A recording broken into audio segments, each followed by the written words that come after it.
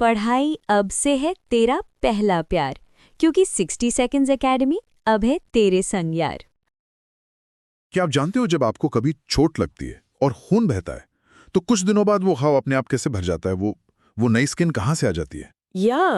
ये सोचा है कि कैंसर असल में कोई बाहर से आई बीमारी नहीं, बल्कि हमारे अपने बॉडी सेल्स का कंट्रोल खो देना है। हाँ, और ये भी कि आपके ब्रेन सेल, मसल सेल और स्किन सेल, इन सब में डीएनए का सेट तो एक ही है, फिर भी ये सब इतने अलग अलग काम कैसे करते हैं? और ये तो हम सब जानते हैं कि ऑक्सीजन के बिना हम जिंदा नहीं रह सकते, पर ऐसा क्यों है?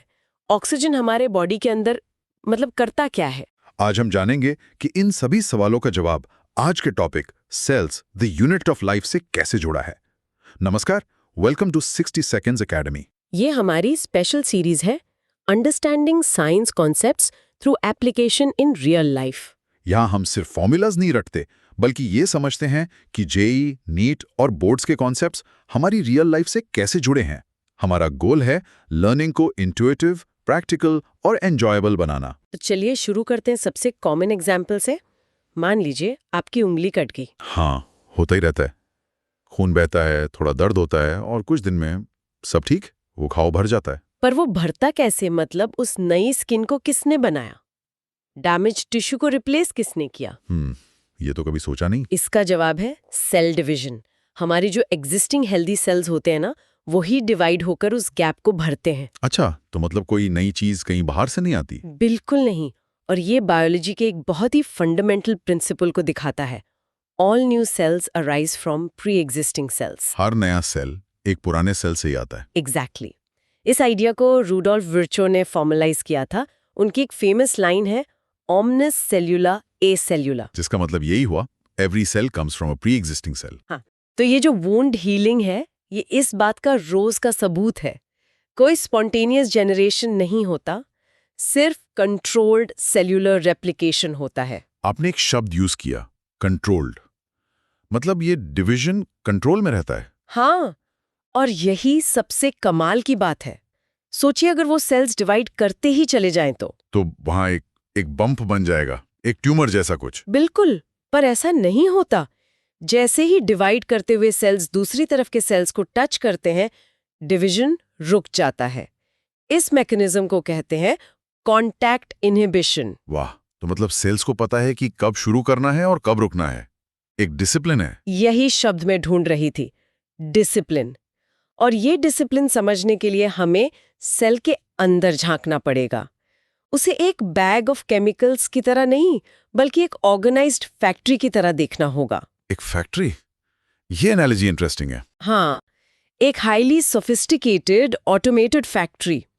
और इस फैक्ट्री के अलग अलग डिपार्टमेंट्स हैं, जिन्हें हम ऑर्गेनेल्स कहते हैं। ओके, तो अगर सेल एक फैक्ट्री है, तो इसका कंट्रोल रूम कहाँ है? मतलब द सीईओ ऑफिस, जहां सारे ब्लूप्रिंट्स रखे हैं। वो है द न्यूक्लियस। ये सेल का हेडक्वार्टर्स है। इसी के अंदर हमारा डीएनए यानी जेनेटिक ब्लूप्रिंट सेफली बंद रहता है। न्यूक्लियस ही डिसाइड करता है कि कौन से प्रोटीन्स बनेंगे, कब बनेंगे, कितने बनेंगे। ठीक है, सीईओ मिल गया। अब फैक्ट्री में सामान अंदर बाहर भी तो होता होगा। सिक्योरिटी गेट कौन है? वो काम है द सेल मेम्ब्रेन का। पर ये सिर्फ एक दीवार नहीं है, ये एक स्मार्ट बॉर्डर है, एक सिलेक्टिव गेट जो चेक करता है कि क्या अंदर आना चाहिए, जैसे न्यूट्रिएंट्स, और क्या वेस्ट बाहर जाना चाहिए, ताकि अंदर का बैलेंस बना रहे। करेक्ट। अब सबसे जरूरी सवाल, इस पूरी फैक्ट्री को चलाने के लिए एनर्जी कहाँ से आती है? इसका पावर प्लांट कहाँ है? हाँ, ये तो है, पावर तो चाहिए। वो पावर प्लांट है द माइटोकॉन्ड्रिया। ये सेल के पावर हाउस है। ये न्यूट्रिएंट्स को लेते हैं और उसे एक एनर्जी करेंसी यानी एटीपी में कन्वर्ट करते हैं। एटीपी, ये नाम सुना है। सेल की हर एक्टिविटी, हर डिवीजन, हर प्रोसेस, सब कुछ इसी एटीपी से चलता है। बिना एटीपी के फैक्ट्री में अंधेरा हो जाएगा।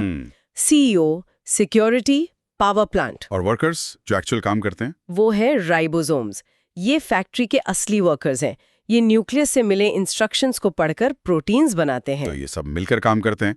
ये वाकई एक बैग ऑफ केमिकल्स नहीं है? बिल्कुल नहीं, ये ऑर्गेनाइज्ड बायोकेमिकल इंजीनियरिंग का एक चमत्कार है। इससे मेरे दिमाग में एक और सवाल आता है।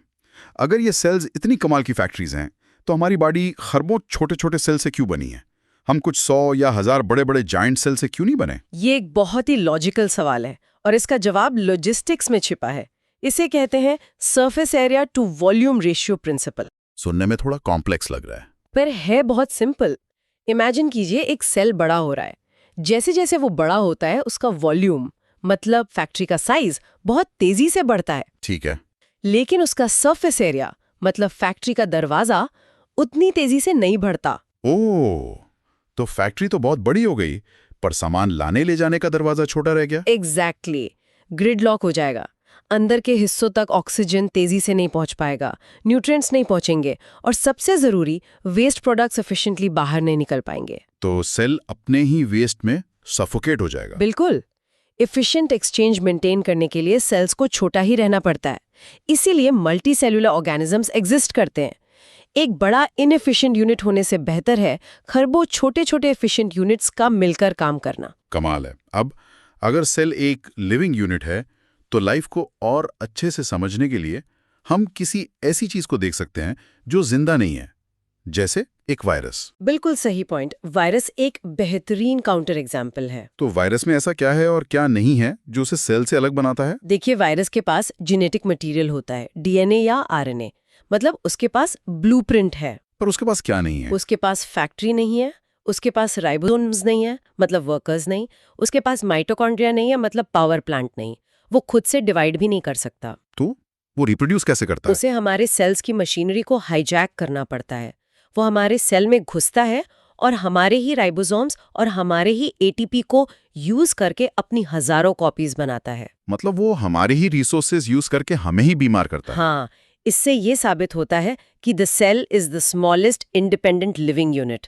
सिर्फ ब्लूप्रिंट होना काफी नहीं है, उसे चलाने वाली पूरी मशीनरी भी चाहिए। वायरस लाइफ की लाइन को ब्लर करते हैं पर सेल्स उसे डिफाइन करते हैं। ठीक है, अब वापस आते हैं उस डिसिप्लिन पर। हमने वुंड हीलिंग में देखा कि नॉर्मल सेल्स कंट्रोल तरीके से डिवाइड करते हैं, पर क्या होता है जब ये कंट्रोल, ये डिसिप्लिन फेल हो जाता है? जब ये डिसिप्लिन फेल होता है तब कैंसर होता है। Cancer, the rebel cell. हाँ, नॉर्मल सेल्स में कॉन्टैक्ट इनहिबिशन होता है। वो दूसरे सेल्स को टच करते ही डिवीजन रोक देते हैं। पर कैंसर सेल्स? कैंसर सेल्स इस रूल को तोड़ देते हैं। वो अपना रेगुलेशन खो देते हैं।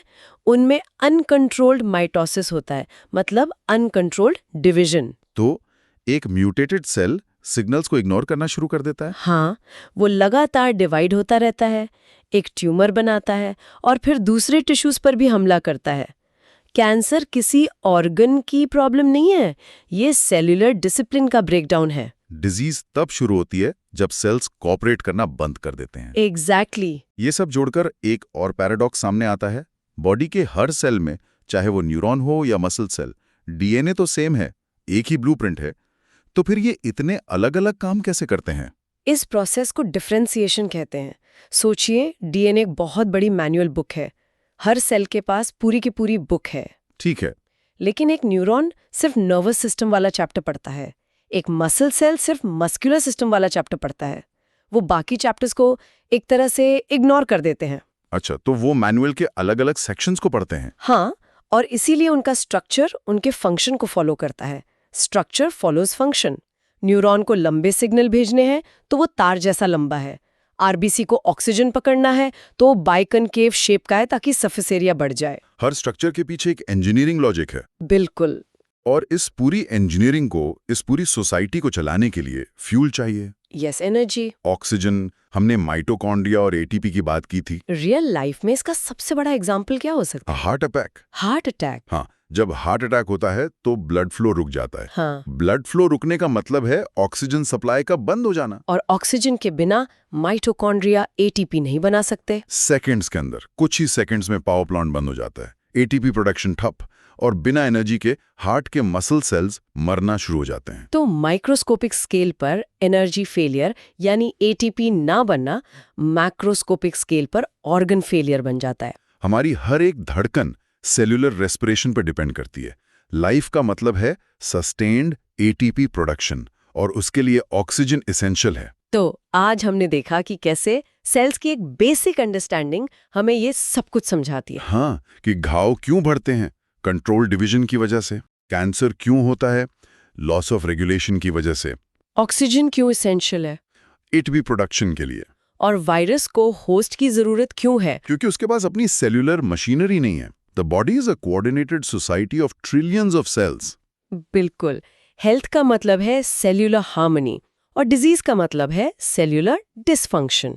अब हम ये तो समझ गए हैं कि सेल्स रेगुलेटेड हैं और उन्हें बाहर से चीज़ों की ज़रूरत होती है, पर सवाल ये है कि मटेरियल्स सेल मेम्ब्रेन के आर पार जाते कैसे हैं? सेल अपना इंटरनल बैलेंस कैसे बनाए रखता है? और यही हम जानेंगे अगले लेक्चर में। Membrane transport and homeostasis, why balance keeps you alive. जाने से पहले आपके लिए एक रियल लाइफ क्वेश्चन। ज्यादा देर पानी में रहने पर हमारी उंगलियों पर रिंकल्स क्यों आ जाते हैं? इसका जवाब कमेंट सेक्शन में जरूर बताएं। अगर आपको साइंस को रियल लाइफ से जोड़ने का ये तरीका पसंद आया तो चैनल को सब्सक्राइब करें, इस वीडियो को लाइक और शेयर करें और अपने डाउट्स कमेंट्स में पूछना ना भूलें। मिलते हैं अगले लेक्चर में।